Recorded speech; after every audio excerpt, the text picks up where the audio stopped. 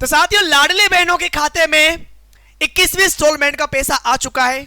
22वीं किस्त का लाडली बहनें बेसब्री से इंतजार कर रही है कि हो सकता है कि इस बार कहीं ना कहीं राशि बढ़ के उन्हें प्राप्त हो जाए, क्योंकि 21वीं इंस्टॉलमेंट के अंतर्गत 1250 रुपए की राशि उन्हें प्राप्त हुई है।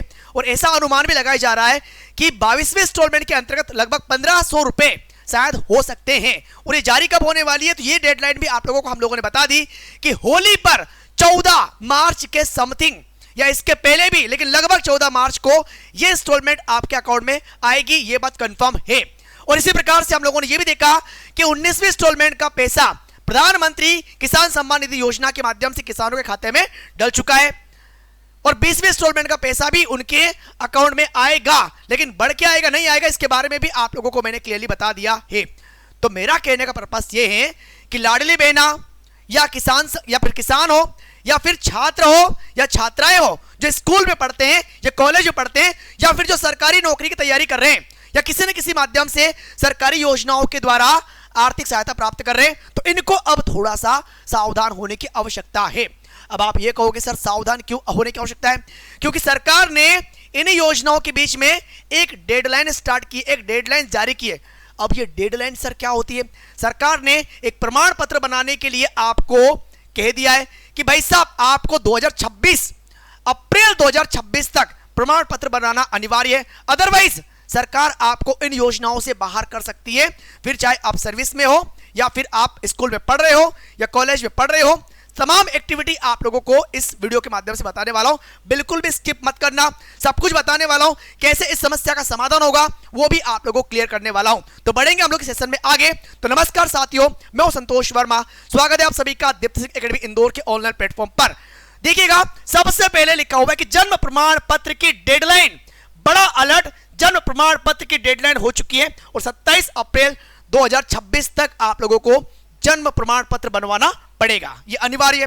क्यों अनिवार्य है वो भी आप लोगों को मैं क्लियर कर देता हूं कि भारत सरकार ने नागरिकों के लिए अपने जन्म प्रमाण पत्र को पंजीकृत या अपडेट करने की अंतिम समय सीमा 27 अप्रैल 2026 किया है। अगर आप नहीं करवाओगे तो इसका प्रभाव क्या पड़ेगा वो भी आप लोगों को दिखाने वाला हूं। लाडली बहना योजना बड़ी सौगात आपको मिलने वाली 14 मार्च 2025 22वीं इंस्टॉलमेंट आपके खाते में आएगी। हमारी शुभकामनाएं है कि यह राशि 1500 रुपए आपके अकाउंट में आए। हम लोग ये भी जानते हैं कि लाडली बहना योजना के माध्यम से 21 वर्ष से 60 वर्ष की विवाहिता, विधवा, तलाकशुदा इन महिलाओं के खाते में इस योजना के माध्यम से आर्थिक सहायता राशि प्रदान की जाती है। ये हम लोग जानते हैं, लेकिन मेन मुद्दा यहां पर कौन सा है कि जन्म प्रमाण पत्र किस प्रकार से बनाया जाएगा, सारी एक्टिविटी आगे आप लोगों को दिखाने वाला हूं। भाई मेरा कहने का पर्पस क्या है कि लाडली या मुख्यमंत्री लाडली बहना योजना के माध्यम से आप लाभ उठा रहे हैं। अभी वर्तमान स्थिति में 1250 रुपए की राशि आप लोगों के खाते में आती है और ये 3000 तक जाए, सबकी शुभकामनाएं, ये तो हम लोग जानते हैं। प्रधानमंत्री किसान सम्मान निधि योजना के माध्यम से 19 इंस्टॉलमेंट का पैसा 9.8 करोड़ किसानों के खाते में गया, 22,000 करोड़ रुपए। 18वीं किस्त के अंतर्गत 9.6 करोड़ किसान थे शामिल। जब स्टार्ट की थी उस समय 1 करोड़ किसान थे।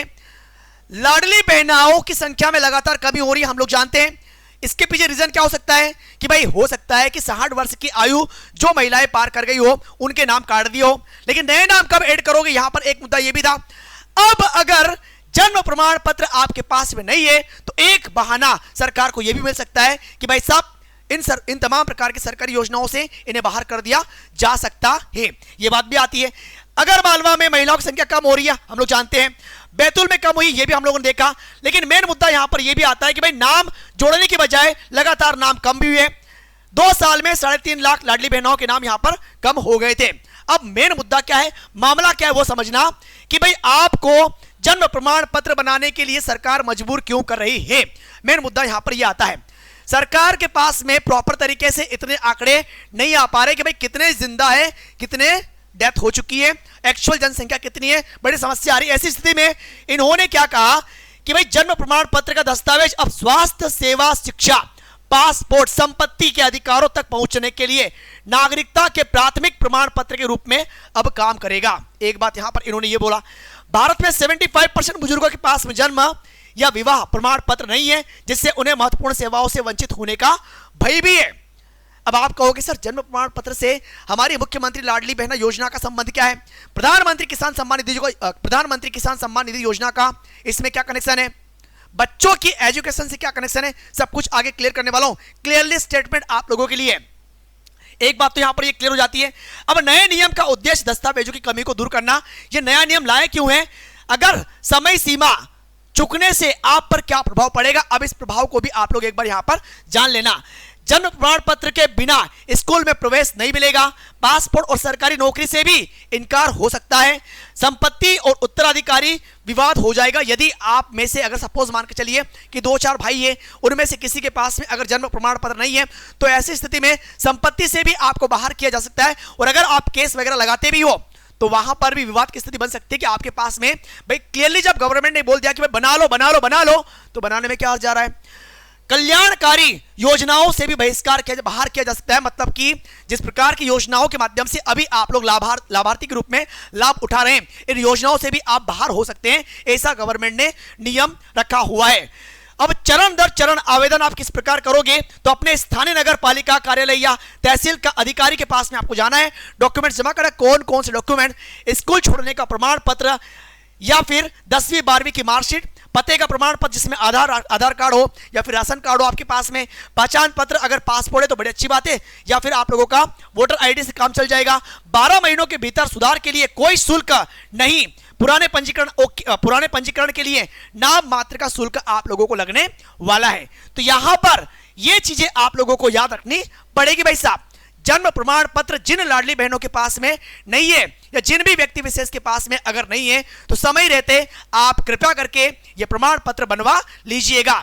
डेट क्या है लास्ट आप लोगों के पास में, तो ये भी आपको मैंने क्लियर कर दिया, 27 अप्रैल 2026 ये लास्ट डेट आपके पास में रहेगी। इस डेट के पहले पहले जन्म प्रमाण पत्र बना लीजिएगा। हालांकि अभी जिन योजनाओं के माध्यम से आपको लाभ मिल रहा है, ये लाभ इसी प्रकार मिलता रहेगा, लेकिन अगर ये डेडलाइन एक बार क्रॉस हो जाती है, उसके बाद में सरकार अपना फैसला लेगी, और यदि आप लोगों ने इसमें रुचि नहीं दिखाई तो हो सकता है कि आप पर यह प्रभावी हो जाए, आप पर यह हावी हो जाए, आप इन योजनाओं से वंचित हो सकते हैं। तो हमें समय रहते हैं अपना जन्म प्रमाण पत्र बनवाने में कहीं ना कहीं सही लग रहा है कि भाई अपना जन्म प्रमाण पत्र बनवा ले समय के चलते, तो किसी प्रकार की दिक्कत नहीं होगी। बाकी सरकार के इस स्टेटमेंट से कि जन्म प्रमाण पत्र बहुत जरूरी है, रीजन ये भी आ रहा है कि आपका जो आधार कार्ड है, जो वोटर आईडी है, या जो इतने सारे डॉक्यूमेंट्स होते हैं, इन सभी की जगह लेने वाला है आप लोगों का जन्म प्रमाण पत्र, ऐसा सरकार का मानना है आने वाले समय में। तो समय चलते आपके पास अभी भी समय है कि भाई जन्म प्रमाण पत्र बनवाने में हम सक्षम है, बनवा सकते हैं, कोई दिक्कत वाली बात नहीं है। बाकी सरकार के इस फैसले से आप कितना सहमत है, कितना सक्षम है, अपना स्टेटमेंट, अपनी थॉट, अपने विचार कमेंट सेक्शन में लिखकर बताने का प्रयास जरूर करिएगा।